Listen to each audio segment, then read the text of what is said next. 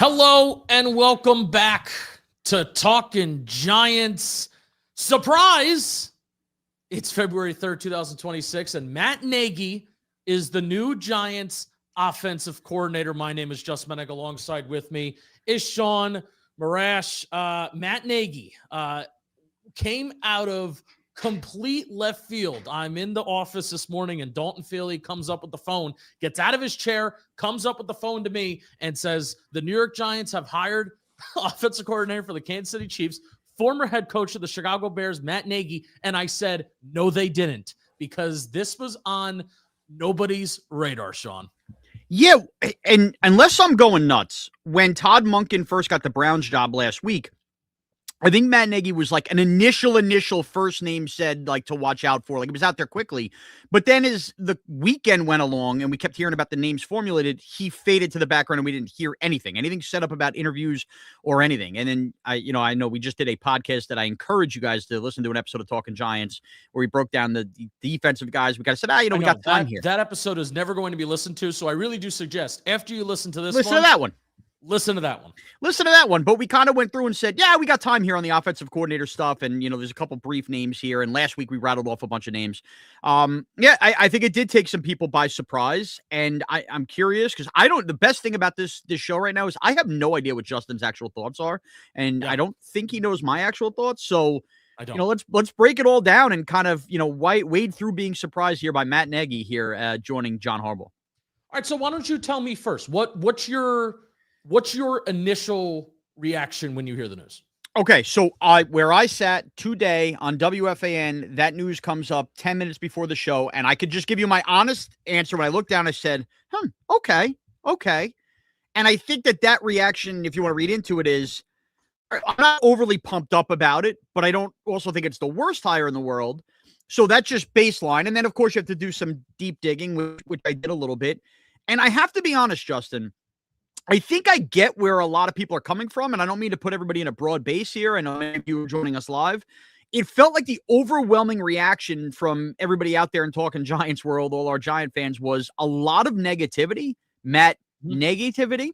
And I don't really understand that. I guess I understand it a little bit. Like, this is something you were surprised by. You thought he stunk as a head coach. But overall, when comparing to what the other options were going to be, was everybody just going to be negative about whoever the hire was? So what was your reaction? I mean, I'm underwhelmed. I think that's the feeling that I have right now. Now, it's not that I don't believe in Harbaugh or believe it could work out. I have no clue if it will, because you have Matt Nagy's time when he was with the Chicago Bears in 2018 to 2021, where he was the head coach, primary play caller. There were a couple times when he was with the Bears that he would start to relinquish play calling in the middle of the year and in the latter parts of the year at certain points after 2018, after 2019. And then the offense did get a little bit better. So that's a little concerning from the Bears standpoint when he was a play caller there. But he was the quarterback's coach with the Philadelphia Eagles from 2013 to 2016. He was the offensive coordinator with the Chiefs in 2017. For the final 5 games of the 2017 season with Alex Smith, Andy Reid gave him play calling duties. Correct. He went 4-1. They averaged almost 30 points per game. They started to throw the ball down the field more. They started to use Alex Smith's legs a little bit more. And the offense did look really good. And then obviously after that 5-game stretch, they wound up losing in the playoffs to the Tennessee Titans, I believe, that year. After that stretch, he gets the head coaching job with the Bears. After he got fired with the Bears from the Bears job in 2021, I know I'm really getting this timeline all wacky for you. No, it's okay. 2022, he was quarterback coach with the Kansas City Chiefs. And then for the last 3 years, he's been the offensive coordinator with the Kansas City Chiefs. And most notably, and as it's been highly talked about and analyzed, he has not been the primary play caller with the Kansas City Chiefs. Andy Reid did not give him those responsibilities like he did at the end of 2017. Okay. So, wait, just to interrupt you, which is important to note, because I think a lot of people have had this point confused. And for those of you that don't, I just need to reiterate this. Matt Nagy was not fired at the end of the year by Andy Reid because he was looking to bring back Eric Bieniemy. Matt Nagy was looking for an opportunity like this where he felt like his next path to try to get another head coaching job was to go back to calling plays, which is why he went back out on the market. And I will say, the first year that the Chiefs missed the playoffs under Mahomes as the full-time starter, like something kind of had to change, and his contract was up. So it makes sense that, hey, Andy Reid still has all the respect in the world for you. He had an opportunity to I was thinking that Nagy was going to be the head coach of the Tennessee Titans, for crying out loud. That's how I thought down bad that they were over there. But regardless, he's here. Shaun, I think this is a byproduct of there's 20 other teams in the NFL that are also looking for an offensive coordinator, which is freaking crazy. It's a nuts year. 20 other teams, plus so many head coaching vacancies are filled with young offensive coordinators. And regardless of what the Giants will say about Todd Monken, regardless of what Harbaugh will say about Monken, and they planned for this, and they knew that this was a possibility. That was a pivot, whether it was a big pivot, whether it was a small pivot. Literally before John Harbaugh signed his contract with the Giants formally to be the head coach, the second that he agreed to be the Giants head coach, it came out the next morning that it was likely that Todd Monken was going to join him. And then that was, at this point, that was weeks ago that we were talking about Monken being the offensive coordinator and that they were at least planning on that. So Nagy is a pivot at this point. But I think this is the byproduct of this, right? Like I said, 20 OC vacancies. A lot of head coaching vacancies are being given to young offensive coordinators. And you lose out on Tom Monken. And now we also know the Harbaugh background of OC specifically. He likes guys that have called plays in the NFL before / have been former head coaches. So honestly, it's kind of, I mean, I'll say hand up on myself. And also, like, why wasn't Nagy ever? He was never really even like reported or talked about, or even like nobody reported that he got an interview. Good sign though. No, it's annoying. Put Kevin. If Kevin Abrams is the one that has loose lips and an open mouth, you know what? Put him back in the building because it pisses me off not knowing shit and being surprised. I don't like being surprised. That might be the best part of this Matt Nagy hire is that nobody saw it coming, which is the first proof that things really are cleaning up under John Harbaugh. But maybe we should have, is my point, especially knowing Harbaugh's preference for wanting those former OCs. And the Andy Reid connection. Both the Andy Reid connection, and they are very close. Yeah. No doubt about it. And I'm okay with that. I'm okay with the idea that we didn't know, we didn't see it coming, plenty of time to and I think that's a great point, Justin. The idea of all the different OC changeovers and all the different young guys that were getting jobs. And I think to further that, the Giants could have done under John Harbaugh one of two things here in year one, which is take a swing on the next young OC, which Davis Webb went back to Denver. I guess Alex Tanney could have been that out of Indianapolis. Charlie Weiss clearly wanted to go back to LSU and try to have one of those guys. But if they weren't, he was going to have to hire the best available play caller. You had reservations yourself about Cliff Kingsbury outside of just the run game that he would have brought to the table. And who knows if I was talking myself into it, Cliff, a little bit more. Yeah. Than Nagy. I think we thought that was happening. But they opted for this. Also, before we get more into this, and I get accused of being the giant pom-pom giver, I am not operating under the assumption that every single thing John Harbaugh touches means it automatically has to touch into gold or turn into gold. I do understand that, Marty Mornhinweg wasn't a great hire in Baltimore. I know that this one has been kind of compared. But overall, I think Connor Hughes brought up a great point today, too, which is if this is not going well early on, I also have supreme confidence that John Harbaugh, unlike kind of Joe Judge being forced into Jason Garrett for a year too long, will pull the ripcord. You know what I mean? So I don't want that to be a positive. I don't want that to be a positive spin on this hire, though. No. But I'm just saying that's getting to the point. The worst case scenario, dude. It is the worst case scenario, but I don't want.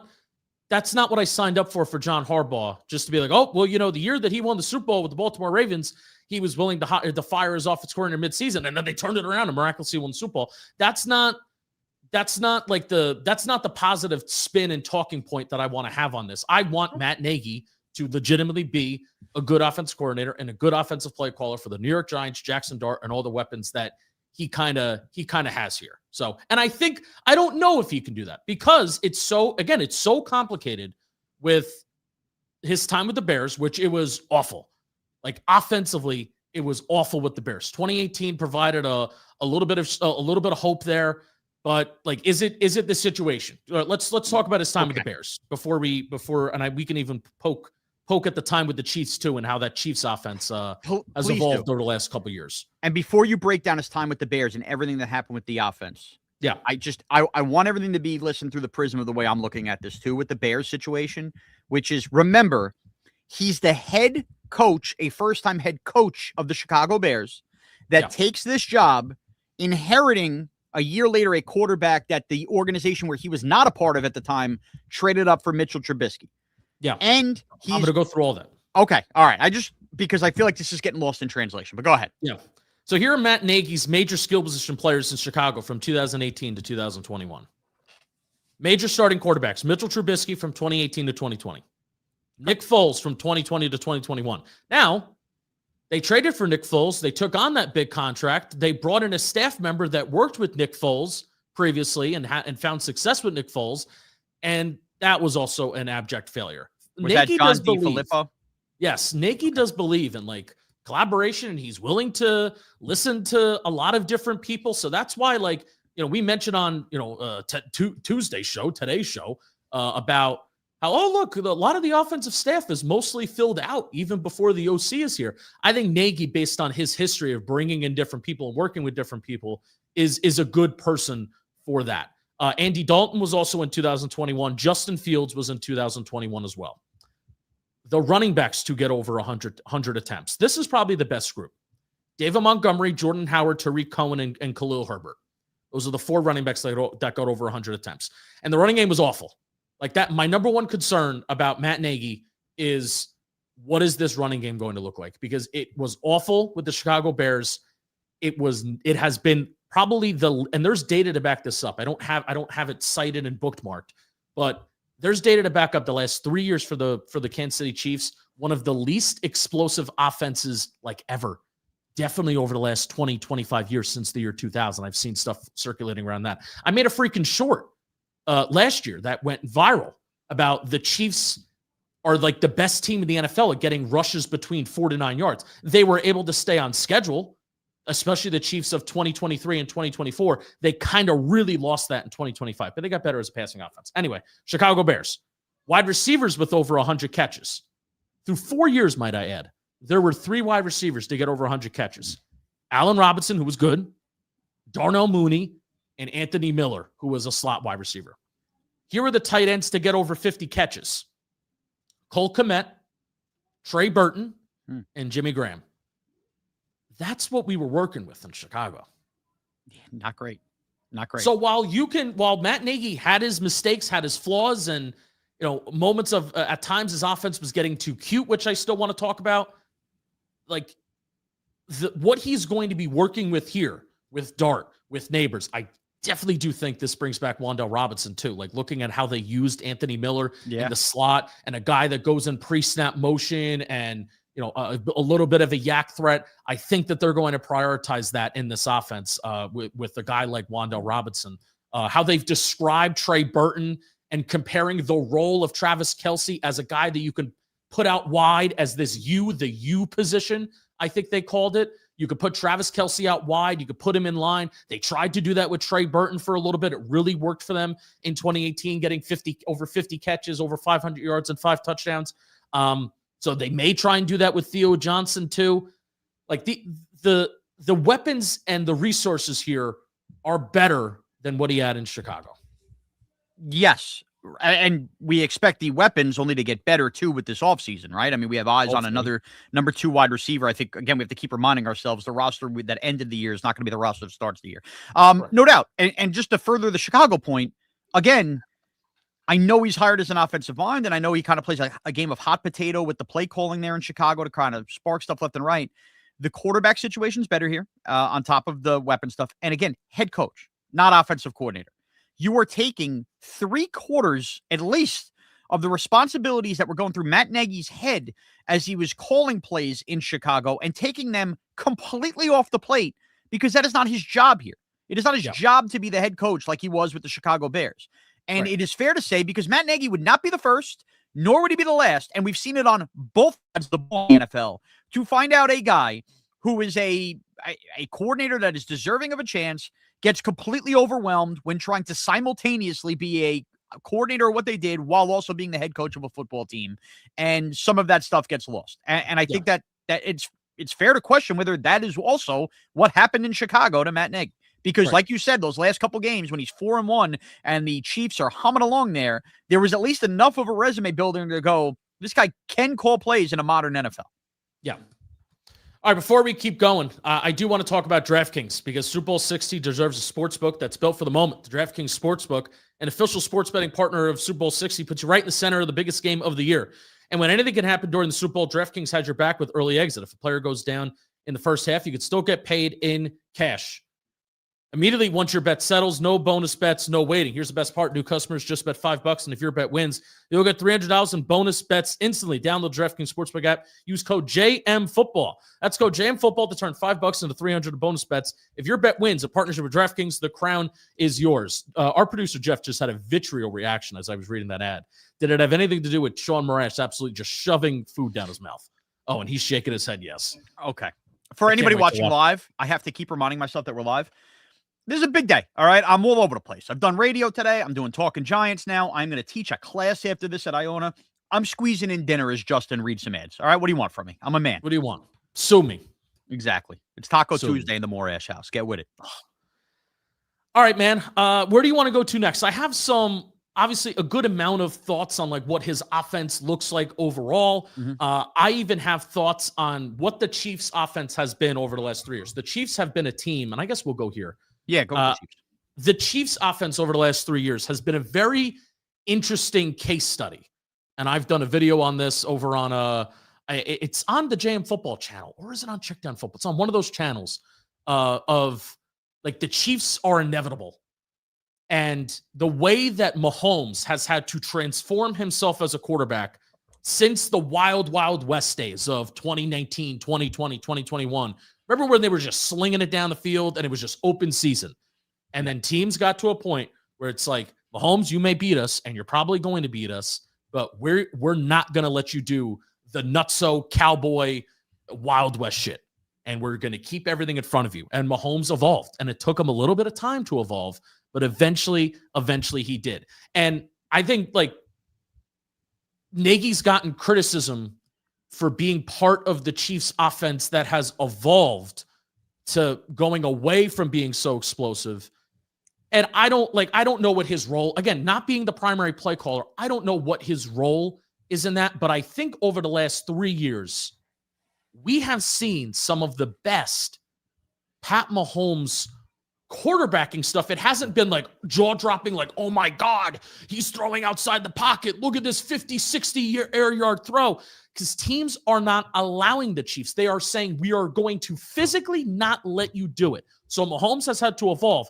Quick game, RPO. I'm getting rid of the ball quick. Where is the explosive weapon that the Chiefs are even throwing 40, 50 yards to? You know, even before Xavier Worthy, who is just fast. I don't know how many other things he does besides just being all that fast, right? There's no Tyreek Hill anymore. Travis Kelce has gotten a lot older. Mahomes has had to evolve, and Nagy has been part of that in some way, shape, or fashion or form. The Chiefs offense has had to totally change how they play, yet they have been continued to be very, very efficient.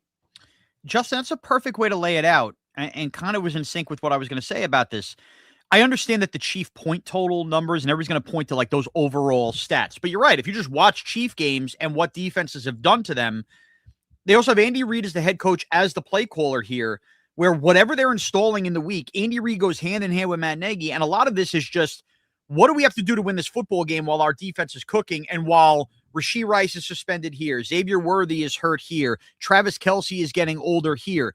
They have found a way to go, 8, 9 parts deep in surrounding weapons and find creative, useful roles for all of these players.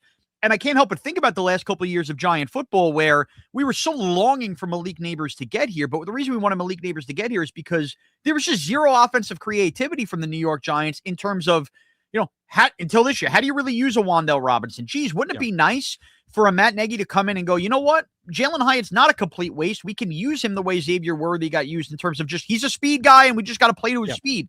The Giants haven't had any creativity like that whatsoever. So again, I know the point totals have been down, but I would just ask anybody this who wants to lean on the regression in numbers, overall numbers from the Chief offense the last 3 years. If that was an acceleration and they kept putting up more points, would we be sitting here today saying, well, you can't credit Matt Nagy for all of it. That's all Andy Reid. He calls the plays. So what? Because it went the other way, that means it's Matt Nagy's fault? And when you look at the 2025 Chiefs, you do have to look at when Mahomes was active. Like the last 3 games. Oh, no doubt. Really did like tank a lot of some of their offensive numbers. One of them being, like, you cannot say the 2025 Chiefs were not an explosive passing offense. They weren't in 2023 and 24. They were 6th in an explosive pass play rate in 2025 while being 27th and 24 and 20th and 23. Like, there was an expectation for the Chiefs this year after being so bad in the previous 2 years.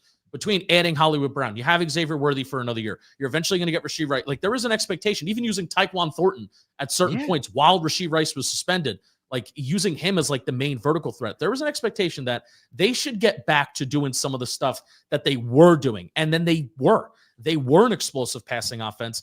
It just looked weird because I think they had some problems inside the red zone. And again, I want to reiterate this. I am legitimately concerned about the rushing offense. The Chiefs remained on schedule in 23 and 24. They did a very, very good job of getting 4 to 9 yards. But with his time with the Bears, I believe the only runner that maybe had like over 50 or like was Cordell Khalil Patterson. Herbert?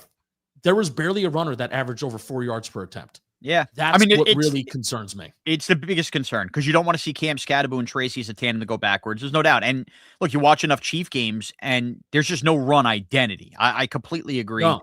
When you're digging up the corpse of Kareem Hunt to bring back Pacheco, who runs with physicality, there's no initiative. It's just, let's just run behind the tackles. Now, the other problem with the regression in the run game, and this has happened to the Kansas City Chiefs, is they've had a complete, outside of Creed Humphrey, basically feels like a deterioration of their offensive line, though, Justin, as well. They've gotten really bad tackle play on both ends, and it just feels like they have not had an ass-kicking offensive line, which is ironic. Which we don't either, and yet that was like the thing that Harbaugh was harping on at his press conference, if you remember, is like, my dad watched the tape, and I saw these guys on the O-line. Well, the Giants, they had 2 people here, at least to this offensive line. Luminor's gone, right tackle, and another guard, if not a center, and that does bother me, because the moment that offensive line was not kicking ass and Matt Nagy was in, they could not run the ball. To put a bow on this, I have right here 2018 to 2021 when Matt Nagy was head coach. Justin Fields averaged 5.83 yards per attempt. Mitchell Trubisky 5.8 yards per attempt, and even Trubisky ran too. Like, a lot of Trubisky's best plays and some of his best efficiency is outside the pocket. Jackson Dart can obviously do that too. Nagy is going to empower the quarterback to run, and I feel good about that. Let's see, Tariq Cohen averaged 4.17 yards per attempt on 160 carries. Khalil Herbert 4.13, David Montgomery 4.02, and then Cordell Patterson, it was even worse than I thought. Cordell Patterson at 74 attempts, 3.88 attempts. Jordan Howard, 216 carries, 3.5 yards per attempt. That's awful, Shaun. That is very, very bad. Here's what I will feel. I will feel a lot better about this spin. I want the Giants to bring in badly a run game coordinator. Ooh. I want them to bring it like, if you bring it, I don't know what the relationship looks like. And this is simply just a name. This is just a name that we know. And I know that he worked well with Harbaugh, worked well with both Harbaughs. I didn't love the run game for the Chargers the last couple of years. But if you bring in Greg Roman to be the run game coordinator and you have Nagy handle the passing offense, that would make me feel a lot better. If you add more weight to the offensive line, that would make me feel a lot better. But also at the same time, Shaun, if Harbaugh is we're going to look at the tape kind of guy, and he has seen what the Giants have done on offense over the last 2 years, what is something that I talk about a ton on this show when it comes to the Giants' overall effectiveness rushing offense? Is it EPA per play? EPA per play, yes. But I also have talked about a ton over the last 2 years, the difference between them running out of the shotgun and them running under center. I always fail the Justin guessing games. I always do. That's okay. And what Nagy is going to do, what Nagy's going to bring, and this is kind of opposite of what Harbaugh has really done. Nagy is going to run a lot of 11. Like, it's around league average or even a little bit above league average. Like, he's around 11 and 12 personnel. What he runs with those grouping frequencies, with Chicago at least, when he was the play caller, when it was his offense, it was always around league average, which running 11 personnel at 63 to 65% of the time, that is way above average for a John Harbaugh offense that has been Greg Roman and Todd Monken basically for almost, since the start of Lamar Jackson's career, which we're going on 8 some years now, right? Yeah. So, but there's collaboration. That doesn't mean he's going to run 63. You know what I mean? He could take stuff from Harbaugh. So that's why, again, Harbaugh is going to implement what he wants to implement. And what Harbaugh has done since 2008, talked about this, since 2008, the Baltimore Ravens have the highest yards per attempt in the National Football League. That's not just a Todd Monken thing. It's not just a Greg Roman thing. And it's not just the Lamar Jackson and Derrick Henry thing. Since 2008, the Baltimore Ravens have the highest yards per attempt in the National Football League. This is why you sign up for John Harbaugh. Because even if you're bringing in a guy who, man, I am not sure about his rushing offense. All of his running backs have had horrible yards per carries. They have not been explosive with the Kansas City Chiefs. We want to know what the Baltimore Ravens have been. They've been an explosive rushing offense over the last 18 years, and they've been the best rushing offense in the league over the last 18 years. So at this point, it's just a trust that that's going to happen, but also bring in a damn running game coordinator, because I don't want Matt Nagy having sole responsibility over that. I like that idea. I think that's a good plan, and that's probably a good collaborative approach to have. And here's the other thing we can't account for when breaking down all these numbers is Matt Nagy wanted to rehab his image after failing with the Bears offensively. So why not go back to Andy Reid, right? And kind of help out and do that whole song and dance. And now he wanted, with things to change here, and you could say the Chiefs wanted the two, a chance to call plays.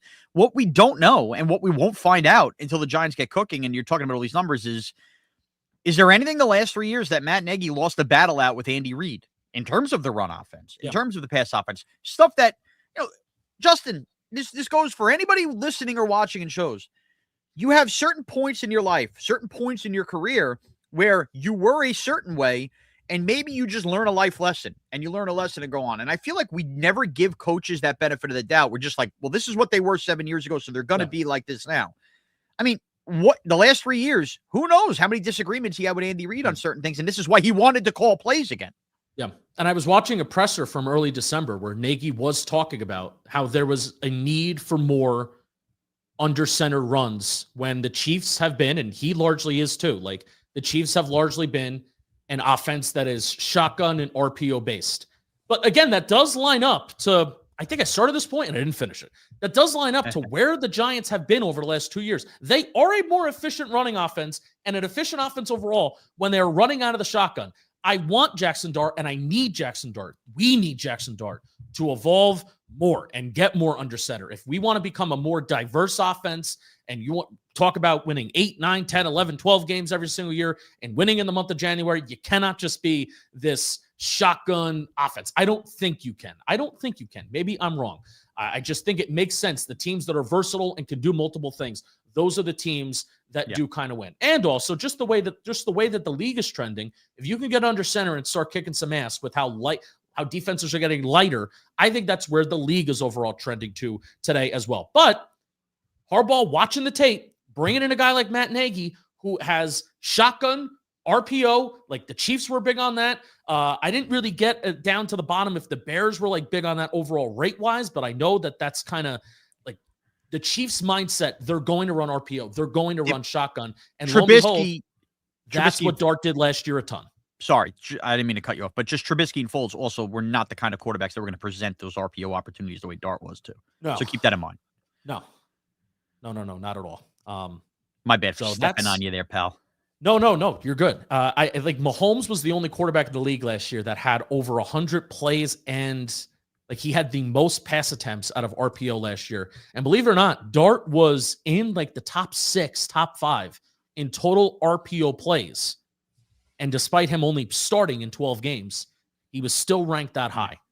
So again, looking at the tape, what does Dart do well? We're going to try and get somebody in here. I will admit, isn't it kind of funny that you get the quarterback coach previously of the Kansas City Chiefs, and now you hire a guy that's a former quarterback coach and an offense coordinator of the Kansas City Chiefs, and he's just going to come in and probably run an offense that maybe looks a little similar to what's already been happening. I'm glad you brought that up because that was the other part. As much as we got sick of Mike Kafka there, and there was clearly something different when Dable, let go of the reins. Well, he was fired and he wasn't running his offense anymore.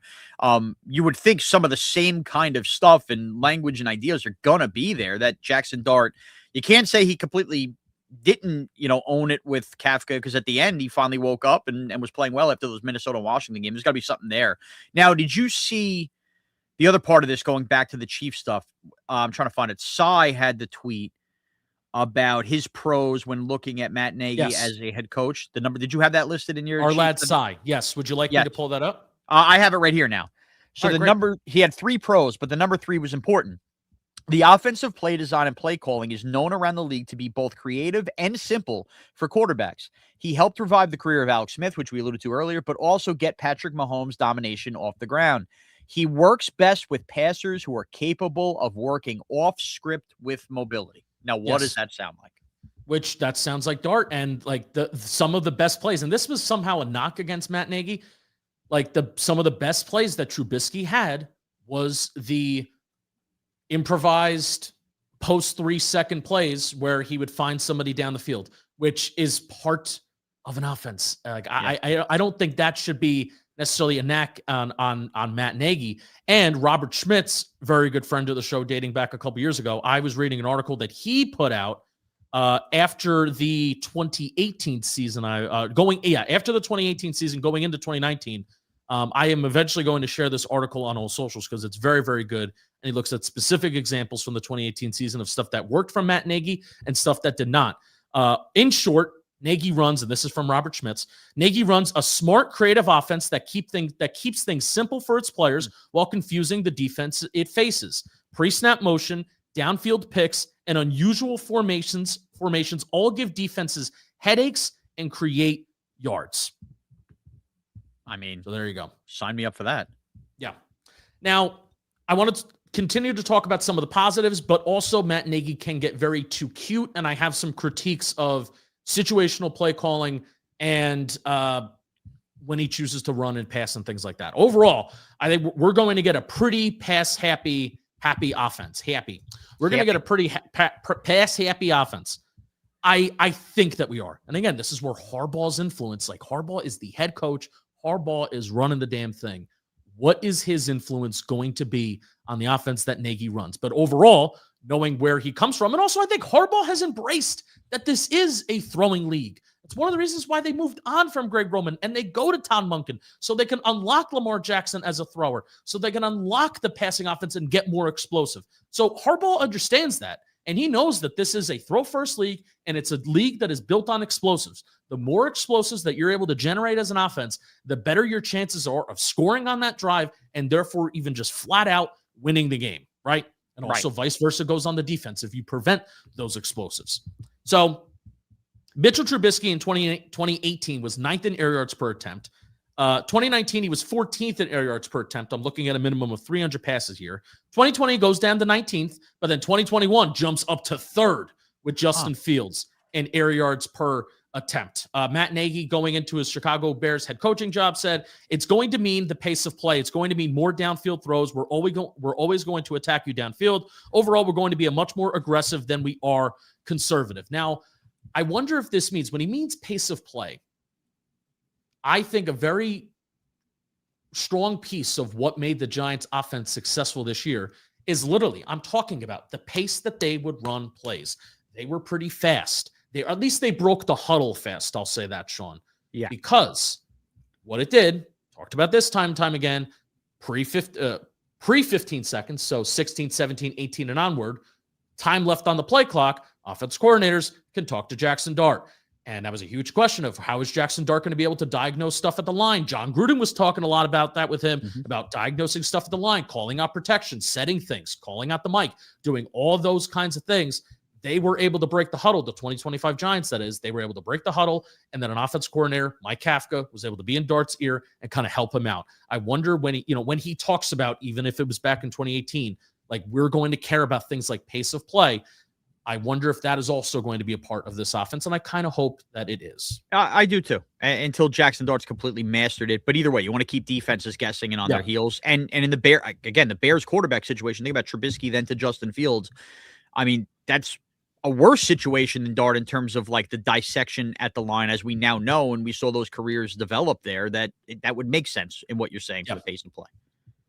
I also hope that, in knowing the Chiefs as well, they're not so much a vertical-based offense. Of course, you're going to get your vertical shots in there right down the sideline and things like Thornton, that. Baby. But I hope this becomes, at least throwing the ball down the field, I hope this means that the Giants really become a horizontal-based offense, like an explosive offense. Crossers, mesh, levels concepts, which how many times do we see? We called this out a couple times too. Jackson Dart, as the year progressed, did a very good job of throwing these backside digs and these backside in routes over the middle of the field, where he's kind of like coming back to them, and he's kind of you have to turn your body to the backside of the play, and then you're hitting. It was Darius Slayton. Darius Slayton would be the guy that'd be running over the middle of the field and ripping that ball. It's like, wow, that's some really, really good stuff. That's what I'm hoping that Nagy will bring, because I don't think that Dart is this naturally, like, he doesn't have like the Mahomes arm, doesn't have the Allen arm. Certainly, I think Lamar Jackson's arm is better too. But what Dart does very well is he layers the ball over the middle of the field. I think he puts very nice touch on the ball. So then if you can have Darius Slayton did it in 2022. Malik Neighbors is going to be back. Insert another receiver that they maybe draft. Even Wan'Dale Robinson showed this element of being targeted down the field. It wasn't every game, but there were games where Wan'Dale Robinson would just go off being targeted deep down the field. And I think that based on how they've talked about Anthony Miller, how they've talked about him and utilizing him in Chicago, I think they can utilize Wan'Dale Robinson, hopefully in a better way, but also in a similar way as well. Yeah, and if it's not Wan'Dale Robinson, either way, getting a reliable slot receiver in here that is able to do those kind of things with speed, because it's going to be a whole nother animal. I know it's a whole nother show waiting to happen, is the Wan'Dale Robinson price point. All right. Before I keep talking about the passing offense, I do want to talk about SeatGeek, because this episode is sponsored by SeatGeek. The NBA offseason is nearly over, which means spring training and the World Baseball Classic are right around the corner. Speaking of seats, do you remember my perfect sit? Remember that? For the baseball game. For the baseball game. I sat 5 hours and 9 minutes for the Mariners. What was it? Mariners Tigers game? Blue Jays, right? No, it was Schoolbull. It was Schoolbull versus the Mariners, right? Yes. And I sat for 5 hours and 9 minutes on a chair that had SeatGeek literally on the back of the chair. I was leaning on SeatGeek all night. 5 hours and 9 minutes. I'm going to try and beat that opening day, by the way. So you can literally go to the Yankee opening day and then watch me on the stream try and sit. I'm going to go for like 8-9 hours. I'm serious. NBA, NHL is also going on as well. Thank you so much to SeatGeek. You know they have over 35 million downloads. SeatGeek, the number one rated ticketing app in the world. You can use code JOHNBOY10 for 10% off your next set of tickets at SeatGeek. That's 10% off any tickets with promo code JOHNBOY10. Make sure you click the link in the description to download the app to make sure that you add it to your account so you can use it later. Thank you, SeatGeek. Okay. So I talked about kind of their explosive offense and what he's going to do there. A lot of crossers, a lot of mesh. There were times where I will say, the Chiefs have had to get creative with it last couple of years of how are you going to be explosive without throwing the ball down the field? And he's really going to utilize screens. There were a couple times in Chicago, and I was looking at Robert Schmitz's article, a couple times in Chicago where he would use this variation of mesh traffic. The Giants ran it with Saquon in the 2023 season a lot with Tommy DeVito. James Cook and the Buffalo Bills run it, and Shanahan runs it with McCaffrey all the time, which is utilizing your running backs out of the backfield. And it's basically you have a couple receivers on the right, a couple receivers on the left. I would put more receivers on the right and then put your running back on the right, to the right of the quarterback. Overloaded. They're running mesh and across the field, and that is hopefully going to cause a lot of traffic if you're playing, especially playing in man coverage. And if the linebacker has to sift through DBs and sift through defenders and things like that, sometimes the receivers will even stop and they'll set like pseudo picks, which gets a little dangerous. And I get PTSD since the Giants in the Dable era didn't always run that very correctly. There are teams that seemingly just run it better than others. The Chiefs always seem to run it better than others, of just setting these picks and creating space that way, right? So those are going to be some things that Nagy's going to do, and that gets me excited about Tyrone Tracy as a receiver. Yes. Gets me very excited about Cam Scatterbo, who is a very, very good natural receiver. They even mentioned at certain points putting like Tariq Cohen in the slot, which I know a lot of Giants fans, Tyrone Tracy being a former receiver. Will that happen with Tyrone Tracy? I don't know, but it should. We've waited 2 years for that. That was part of the appeal of drafting Tyrone Tracy. And I just think the uniqueness of what Scatterbo and Tracy present is that while they are different stylistically, what you're talking about, both can absolutely do. Both are good receiving backs, as we learned. Scatterbo probably a better receiving back than any of us really thought, even though he's a total all-around athlete out of Arizona State. 100. His hands are just so good. Yeah. I think Cam Scatterbo is also he's a red zone weapon. The plays, look back at camp on the Talking Giants account, just search Scattaboo and find some of these camp catches that he had in the red. He was like a legit red zone weapon, like going up and getting the ball and locating it, flashing light hands and everything. So I would be excited for how there's a precedent there and there's a history there of Matt Nagy in Chicago utilizing his wide receivers, utilizing his running backs in the receiving game, utilize different screens and getting creative that way. I think that's going to happen. And a lot of what he does is also running pre-snap motion. Now, sometimes he gets criticized for this. He got criticized for this at times in Chicago, but I am a big fan of pre-snap motion and motion at the snap. And Nagy's going to do that. Sometimes the critique is that he gets too cute. He gets too cute with some of his play calls. But he's going to turn a lot of the quick game that he does. He's going to run pre-snap motion in that and a lot of RPOs out of the shotgun in the quick game overall, like we mentioned. Slants, sticks, hitches, speed outs, those bubble screens that are, and it's all going to kind of look like inside zone or duo. So This is the best way that I think Nagy can marry the run and the pass, because I don't think there has been a very, very good connection between the two. Like when we talk about Stefanski and these outside zone schemes, or even Shanahan, it's the run plays look the exact same as pass plays, and it confuses a defense. Versus, I don't know. I think Nagy's best shot, I'll say, at marrying the two is out of these RPOs, you make things look like inside zone or duo, which the Giants do run duo very well. Duo to death, we've said on this show in the past. Turning those looks into RPOs, but then that's just the quick game. I don't know how explosive you're getting out of RPOs. You can't hold on to the ball when you run an RPO, or else your offensive linemen are going to run down the field, and then you're going to get flagged. Yeah, you'll get the penalties all day. But that's okay, though. You can workshop some of that, and that means you're forfeiting, some of the downfield threat. Like, again, it's all about mixing and matching. You don't want to be married to absolutely, one situation. Yeah. I also love, what did I say? I love, too, with the Chiefs. How many times? And it makes me watch football, Sean. I'm putting my foot up, because how many minutes we got left? We got 8 minutes left? Yeah. All right. I can't get over how many times I watch football. And there are teams like, the Bills, the Chiefs, and, obviously they're on national primetime television a ton. When cornerbacks are giving you 7-8 yards cushion at the line, how many times just snap throw?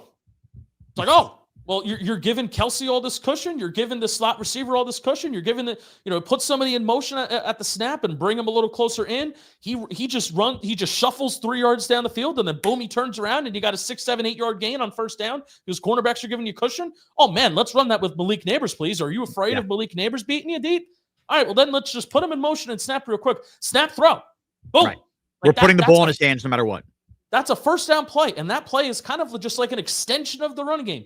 That's the kind of stuff that can work here, and that I hope that he runs. Did you mention that that was a Rashee Rice special for them? No doubt about it.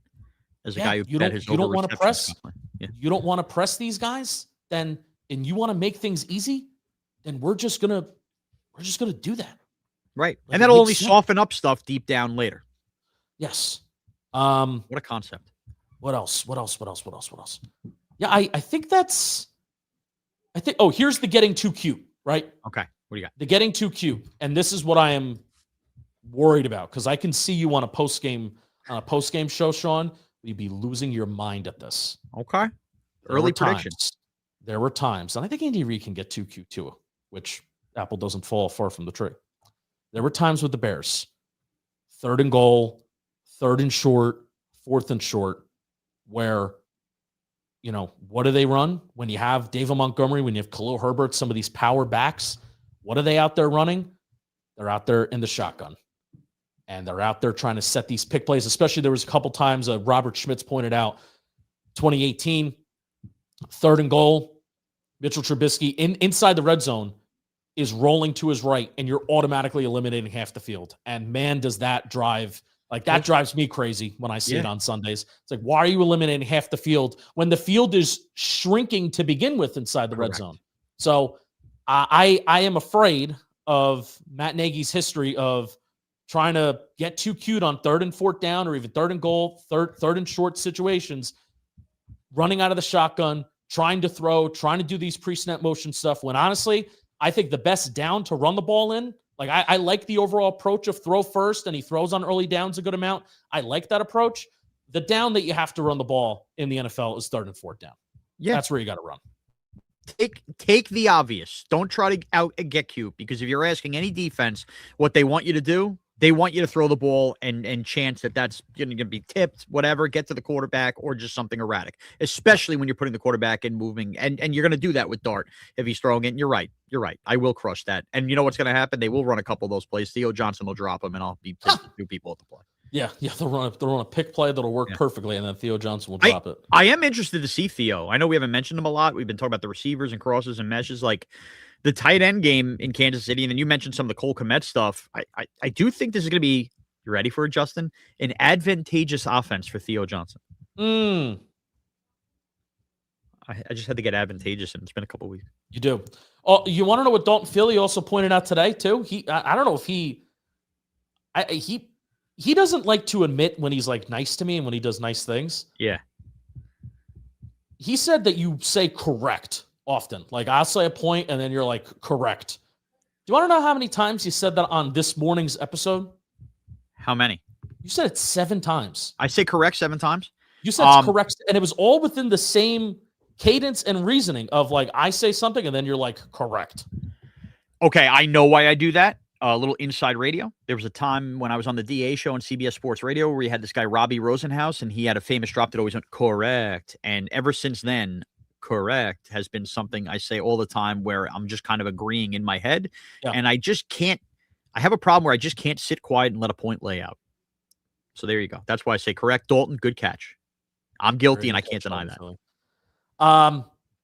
Correct. Shaun, I think we crushed that in a 46-minute span. We did. This is some day here. I didn't see the Matt Nagy hire coming Tuesday, but we put this together. And we have delivered. I'm encouraging everybody out there watching the live stream. You got a dose of this?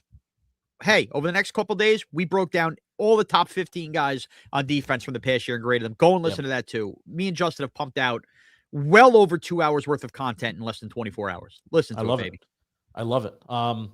Do you have any other thoughts? I appreciate everybody watching right now. Yeah. Why don't you like the stream, like the video, follow us everywhere and everything like that. I really do appreciate everybody. I guess my final thought would be, I know a lot of people are negative about this hire. I kind of understand where you're coming from, but we've had a lot of time to be negative in Giants world, and there'll be a lot more times if this does fail to be negative. I don't think this is the day to be, oh my God, this sucks. That's all I would say to Giants. No, we're gonna figure out who Matt Nagy is. That's what this is. Like, I don't think I read off the Bears personnel that they had over those 4 years there.